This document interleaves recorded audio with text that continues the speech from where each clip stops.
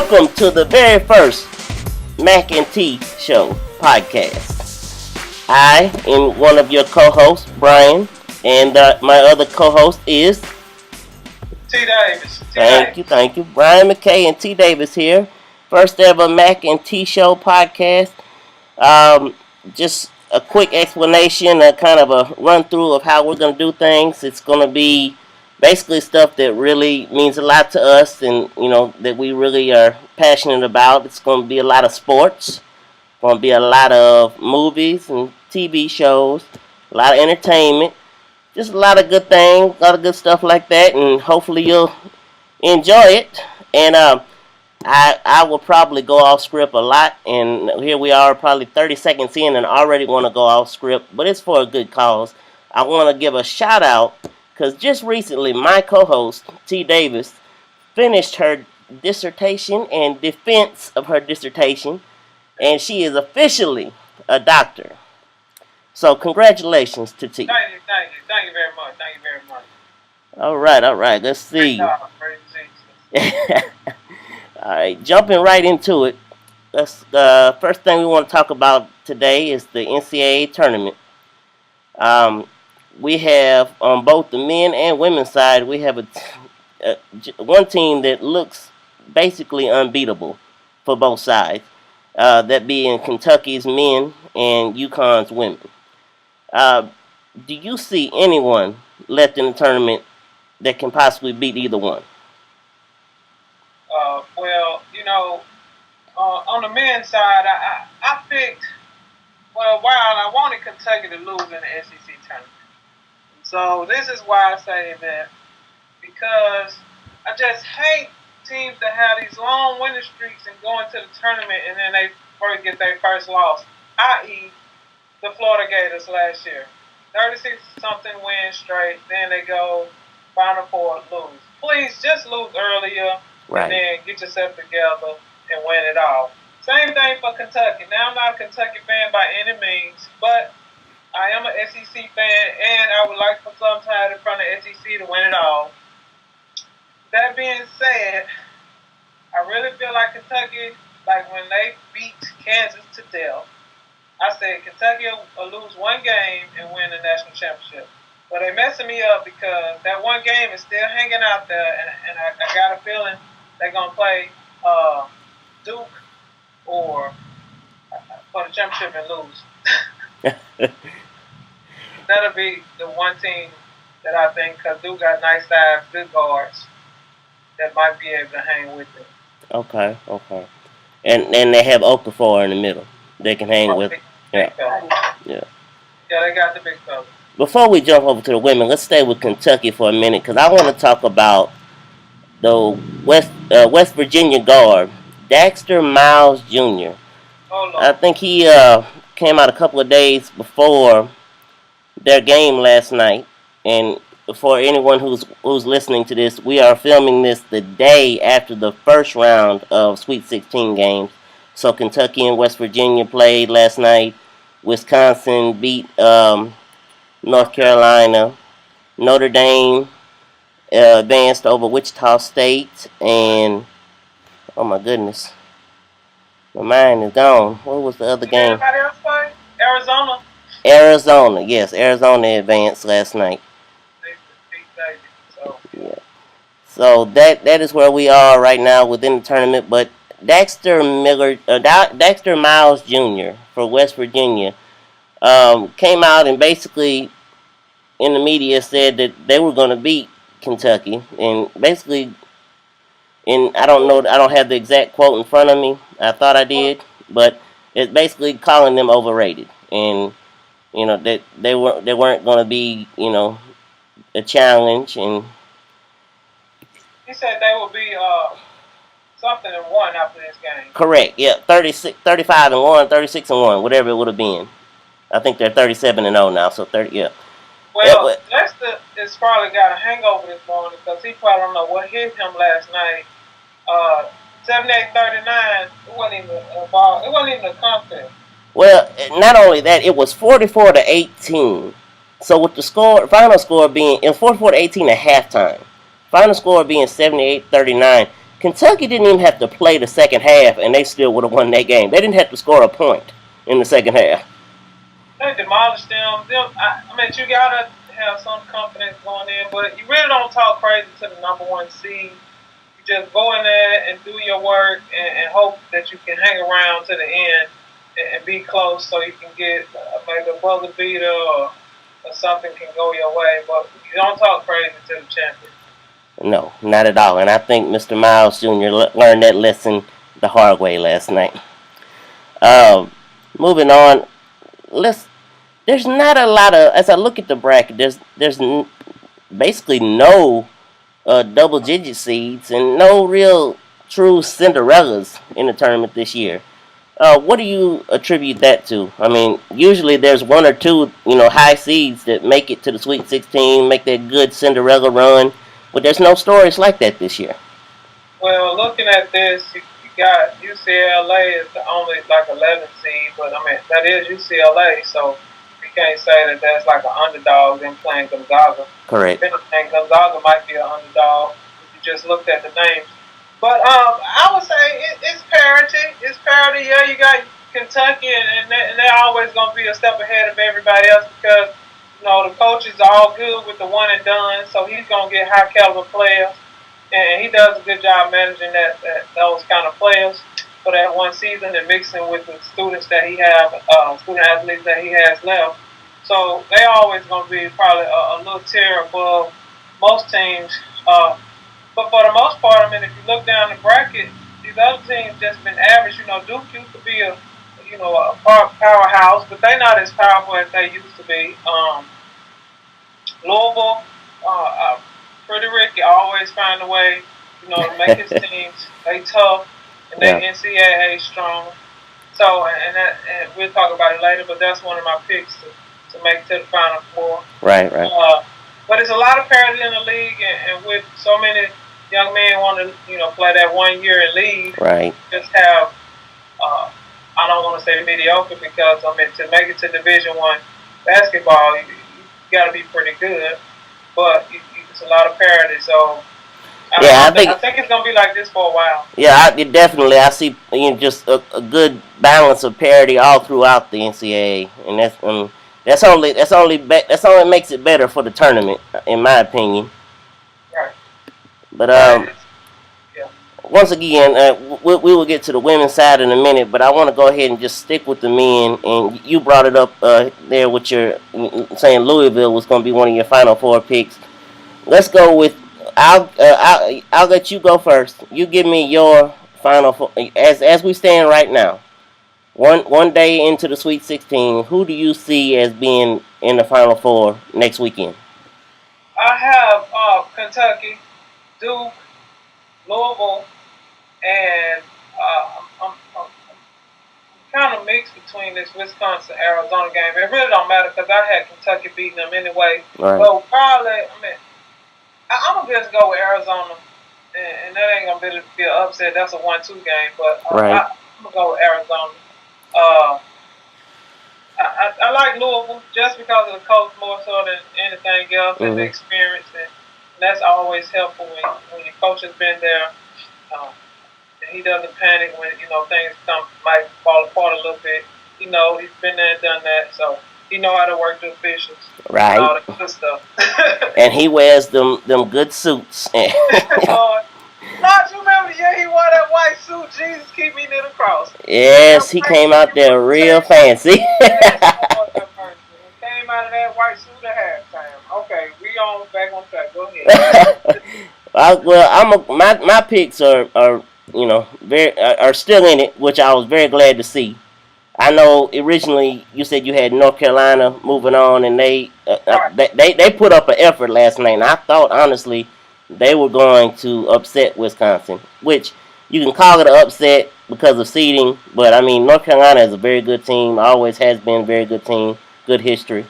Well, anyway, my picks for the Final Four are Kentucky and Arizona on one side, and Gonzaga against Michigan State. I'm so happy they are still in it because when I picked them, when I started out my brackets, right before the tournament started, I picked them to go into the Final Four, everyone I talked to, everyone made fun of that pick. Everybody said, no, Michigan State's having not a Michigan State quote unquote year. They're not gonna be, they're gonna be out early. They're not gonna make it as far as as far as you think they are. And just like you don't pick against Patino, you don't pick against Izzo.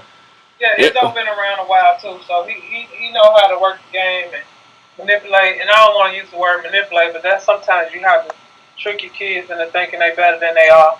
And so you know how to do that. So, oh yeah, that'll be a fun matchup, Louisville and Michigan State. Yeah, that's gonna be a very good, and I think that might be the matchup of this round.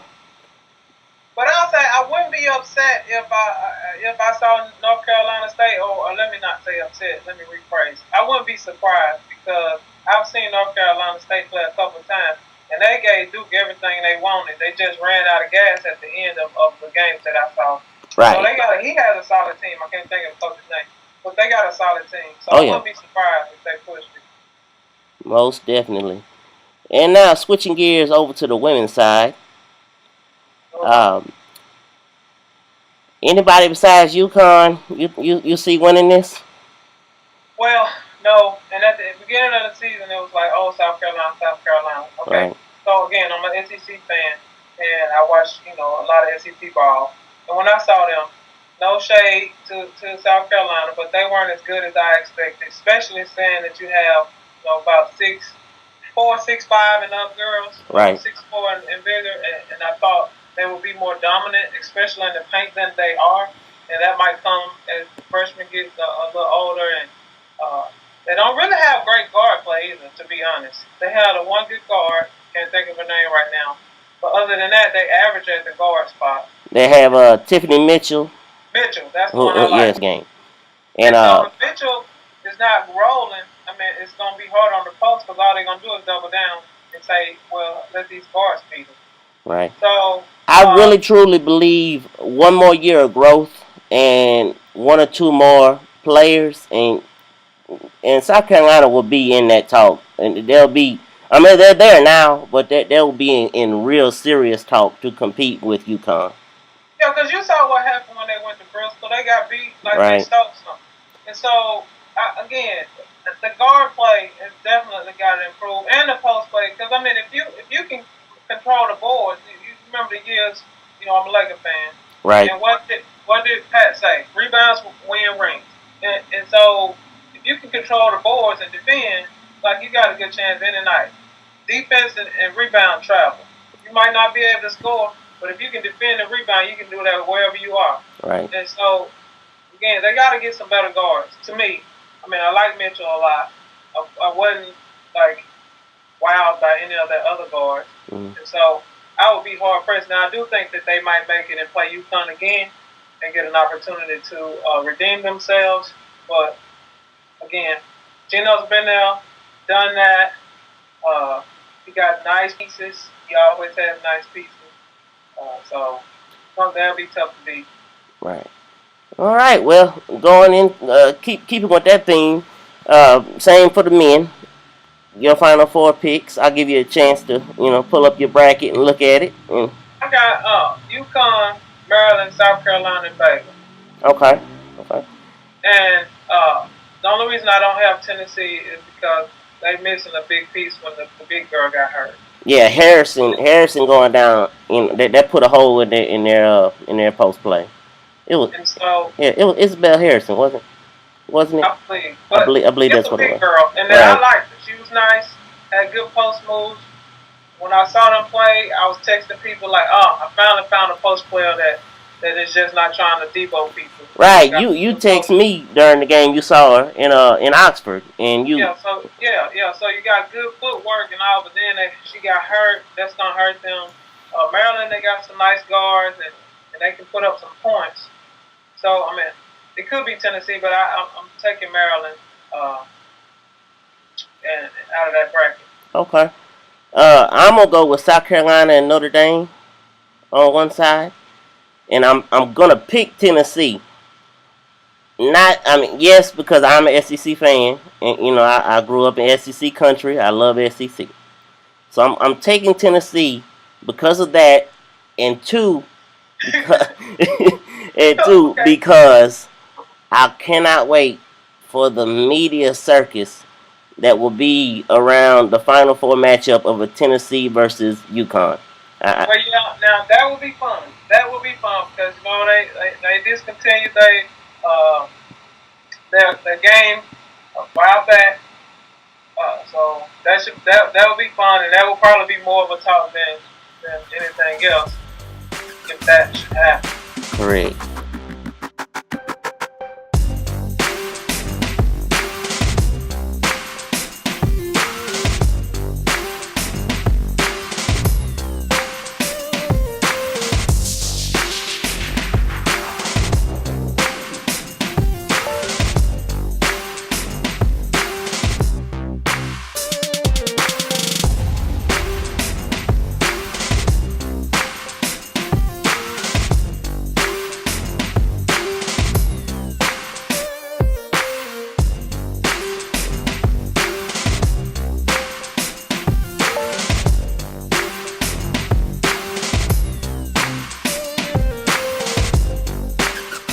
Hey, let's jump right into the Pro League, NBA.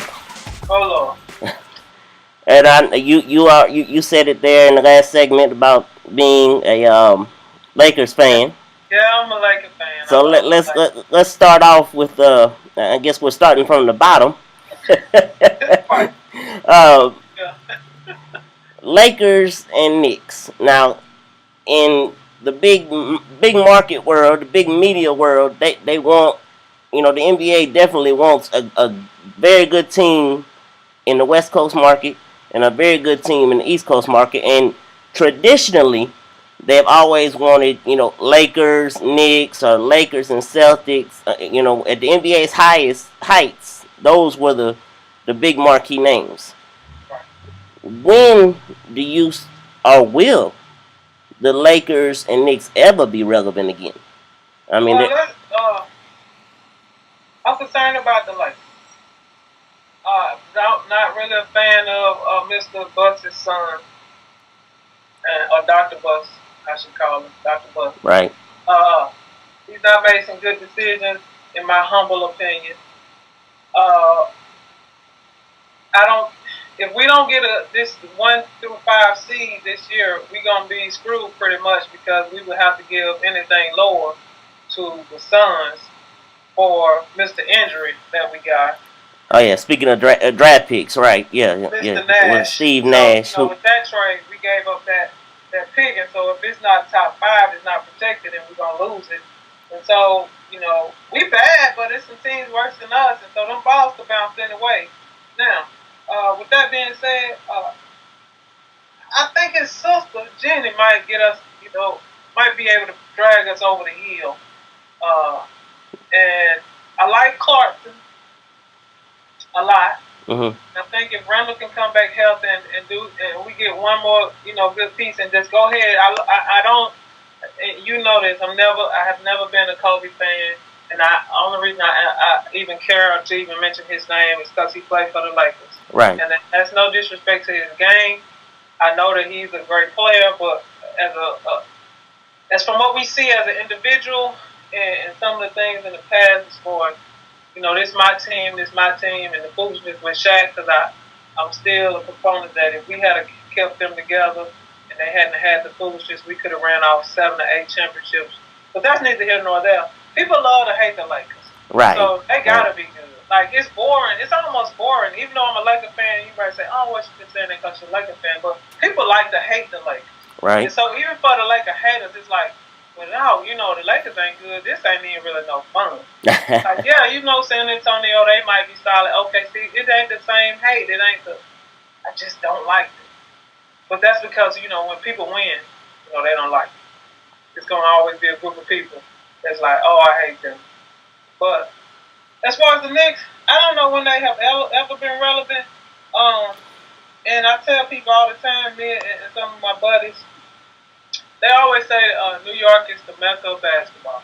I don't know who came up with this or why they came up with this, because just because you have a couple of good parks and y'all have some good pickup basketball and little summer tournaments in the park, that don't make you no mecca of basketball.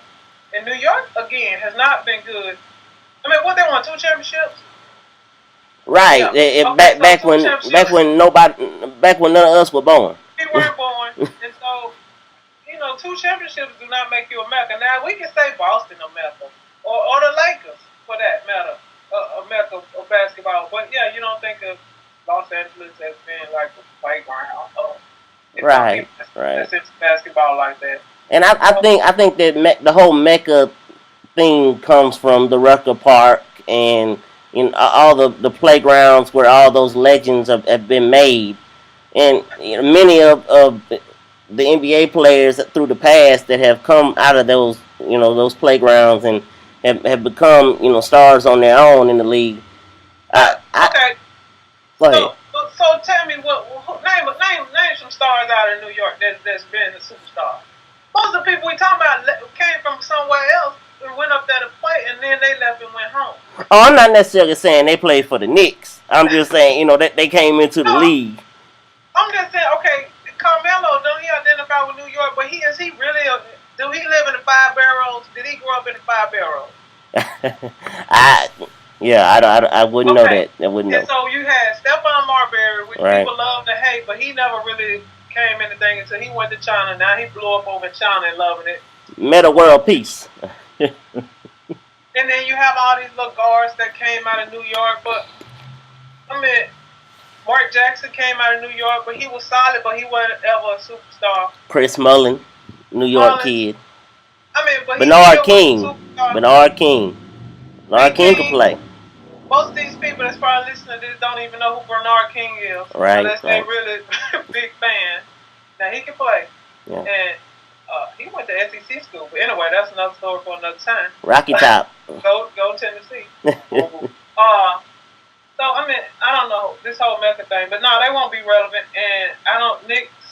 Good luck. I mean, I feel trying to do this triangle thing with Fisher and all that. Man, that might have been the one and done deal, because you see now that San Antonio offense is working well for the Hawks, and so they're spreading them out, and then people with athleticism and have some shooters. It's probably the next new thing. Yeah, I think that's going to be the wave. That's where it's headed. That's where it's going, and that's where I think that's what the NBA is going to be about in the next generation. Yeah, the triangle is gone. It had its time. It won several championships. Tex and that was awesome. Tex winner, but if they try to go back to that triangle, I don't see them being successful. You see, they couldn't figure it out with that group they had. Right. Well, in the essence of time, I'm going to just go ahead and let everyone know we're going to talk more about the NBA as far as who we have in the MVP race and how that, where we see that going toward the end of the year. And also the playoff push. We're going to, give our teams, give our top teams of who we think going to have a chance in the West, who think going to have a chance in the East. We'll give all that on our next show. So look forward to that.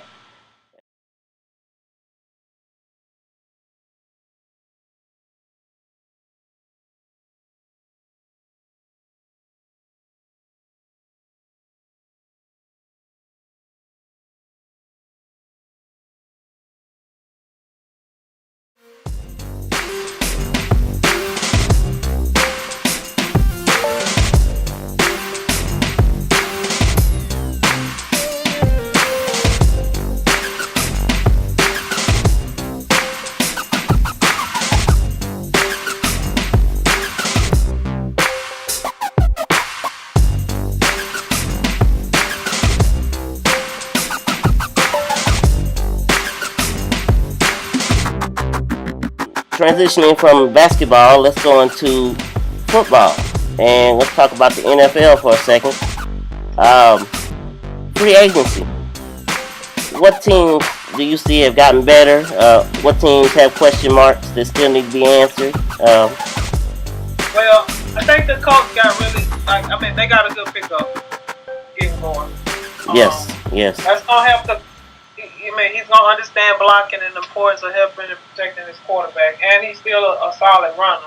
So, and that line is not, atrocious or anything. So I think that's going to help Luck improve and take some pressure off him when you can run and got a solid running game. Not really sure about the Eagles and that pickup with Murray. I mean, they already had a good. Yeah, I don't know what the Eagles are doing. I'm interested to see how that goes because they gave up McCoy because they didn't want to sign him to a big deal, and then they signed DeMarco Murray to a big deal, who is a year older than LaShawn McCoy was. Right. So I don't really know what that was about. Maybe it was stuff that we didn't know that was going on in the locker room. I like Miami's picking up soon. And Miami's getting better in general. The few games that I saw them play, they not as terrible as one might think. So I think anytime you can get a quarterback this terrible, that's not probably a great word for it, but he's gonna be an impact play on the defensive line. So I think that's gonna help him be a little better. Other than that, the Seahawks, it wasn't free agency, but it's a nice pickup for them to get the big Graham out of. Jimmy Graham, yes. A lot of people in my area of the world are very upset and very confused because we got rabid Saints fans down here on the Mississippi Gulf Coast, my family included. So there is a lot of questions there. A lot of don't know why or don't know what's going on. But hey, if you understand the fact that there's money involved and you have to meet a certain cap and space, hey, you got to make harsh decisions, and we'll see where it goes. It's gonna be. I mean, they picked up some nice pieces. Right, and then they'll probably be able to pick up some more pieces during the draft. And the good thing about Breeze is he spreads the ball around, so he's not like that. Oh, I'm going to only throw to one guy type quarterback. That was his man when he needs a first down or whatnot. But, right. We'll see how that goes. On our next show, we're gonna dive into more of the 49ers and what's going on with them. As you'll find out as we go on through our shows here, our podcast here. T and I are both very, very big 49ers fans and very big supporters of them, and we have a lot to say about plenty to say. Oh yeah, so look forward to that on our next show. Moving on, still with the NFL. Apparently, we had a Veterans Combine not too long ago. Did we learn anything from it, and does it matter? Nobody cares, and it was a waste of time. And I think it's just a waste. Like, if you're a veteran, people know if you can play or not. And the only person that I heard them say something about is this Sam's kid. And, I mean, his time apparently got slower for his 40. So, I mean, and with age, you're going to slow down. And I know he ain't aged but 1 year, but that's going to happen. And who cares? Like, why? I just think, I really truly believe, and I have no evidence to back this up, but I really truly believe that was for Mike. That Veterans Combine was to get Michael Sam and Tim Tebow on TV, and they didn't get Tim to show up. So they had Michael. Now all the stories about Michael Sam, and if he gets another chance in the NFL, then good luck to him, and we hope it works out for him. Yeah, good luck. Michael Vick, too. I looked it up after we said we were going to talk about it, and I was like, Lord, I didn't even know Michael Vick got cut. Anyway.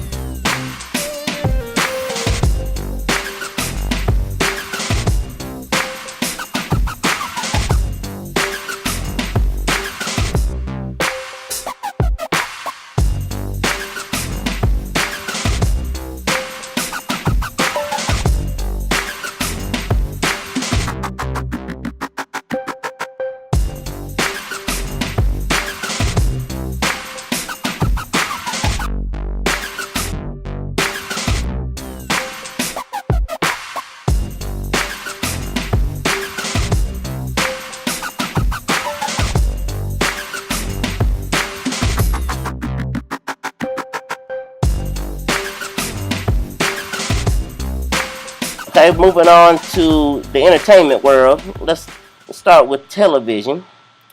Empire. Empire just recently wrapped up season 1. What are your thoughts on the first season of that Fox TV show? Okay, so I love Empire. I heart Empire. Let's just say I heart Empire. But as do I was so disappointed in that last hour episode that I had a headache. I was confused and discombobulated. And if they don't get themselves together in the second season, I would jump off this Empire train. I don't think I've ever had. I know season ending episodes are supposed to have twists. They're supposed to have plot turns, but it's supposed to be a kind of a punch to your gut at the end of the show and be done. They had so many switches and plot turns and things going on throughout the 2 hours that, like you said, it gave you a headache. It's like you needed Tylenol to get through it. It was too much. And I was just like, why? You got a whole another season. Everybody knew that you was coming back. All of the things that you did in the second hour of that episode could have done over that second season or at the beginning of it or whatever, but it was too much. Yes. Okay. Scandal. I know you probably haven't had a chance to see last night's episode. I have not, but I was off the Scandal train last season. Right. I know that. It won't take much for me to get off the train. I will jump off, get my little skid marks, and get up and keep it moving. Back on the Scandal train right now. She's back to doing the side stories, and then having the overarching story, which is one thing that I liked when this first started. Not really clear where she's going, this B13, 16, I never know what numbers. B613, yes. B613, whatever. But we'll see. She got me back on the train. We'll see what happens. Well, it's going to be interesting. Last night's episode, I think, was just a buffer to get to the next week. I think because last night, basically, Cyrus, the president's right-hand man, married his new lover, his sex. You call it like, I guess you can call it a prostitute. I don't know what you call that boy. But then that is like, we ain't seen this guy the whole since it came out that he was spying for a girl, Portia, and that ain't her character's name. Right. And then, so now they brought him back. I don't know. We'll see what happens. Are we getting close to the Scandal's finale? I don't know. I'd have to look that up. I didn't have a chance to check that out. But I thought, I really believe, like, it was supposed to be, obviously, you could tell by the way they did the flashbacks and the way they throw it back and forth with the camera during the whole wedding and, the homosexual marriage theme. I think there's no love. There's obviously no love. It's a sham marriage between Cyrus and his new lover. Right. It's a sham marriage. There's no true love involved. But it was almost like they were showing you that wedding wasn't really for them. It was really for Olivia and Fitz, because they are in a situation where they can't get married, even though they truly have some kind of codependence toward each other. It used to be, I really truly thought it was love in the beginning, but I think it's transitioned to a codependence more so than actual love between the two of them. It's a mess, is what it is. Yeah. that's what it is. It's a mess. Let's see. We'll talk about. I can't wait for our next show because I really want to jump into the lip sync battle. Yeah, lip sync battle. It premieres April 2nd, so by the time we do our next show, it will have already had its first episode. It's gonna be hilarious. And I cannot wait to see it. I hope it does well because I love the idea and I love the premise of it. Movies coming out today. Get Hard opens with Will Ferrell and Kevin Hart. Should be a really good comedy for the comedy lovers. I mean, you got the stereotypical corporate white guy. Will Ferrell is his character. He's gonna He's going to jail. I've not really seen all the information, so I don't know what is getting him to jail. He's going to jail, and once again, with the stereotype, he assumes Kevin Hart knows about that life, Kevin Hart's character. So he asked Kevin Hart's character to help him prepare for his impending jail time. So hilarity is definitely going to ensue because those two are just funny to me in general. Yes, Will is hilarious. I like Kevin Hart too, but Will is hilarious. Did you see him when he was Little Debbie? Yes. Oh Lord. Yes. Okay, so that's another story for another time. Yes. In other upcoming movies, we got Furious 7, Fast and the Furious 7, opens April 3rd. That should be very interesting. I think the biggest question on everybody's mind is, okay, what are they gonna do with Brian Connor's character? Right. Brian, how and when is Brian gonna die? Right. What's gonna happen with him? We know it has to happen. Right. Right. They might trick us and not let it happen. And that will get them some money because people will go watch it just because they want to know what happens. They want to see. Yeah. So they might trick us and he might not die. He might just go off into the sunset. Right. Avengers, Age of Ultron, coming out at the end of April. I know you're a big comic fan. Yes, Lord. And I'm scared. I'm scared for all the Avengers, except the Hulk. Cause, you just can't be scared for somebody that's big and that massive. I'm scared for everybody else because Ultron, he is the real deal. Now, they tricked me on Iron Man's last. They tricked me. Because I thought, they had that little voiceover and dude was like he was going to change everything. And then we come to find out it was some drunk actor. And they had that little twist. I don't think that's going to be the case with Ultron. And so, yeah, I'm scared for the Avengers. And we know Stark already been having panic attacks over this. So I don't know what he's going to do now. Yeah, it's going to be definitely interesting. I've loved every one of the Avenger-themed movies. All the different individual ones and, the ones with the Avengers. It's been great, and it's going to be interesting, and I can't wait for it. Hey, everyone, that looks like that's going to be our show for today. Next week, we'll dive more into the NCAA tournament as it'll be in Final Four time at that point.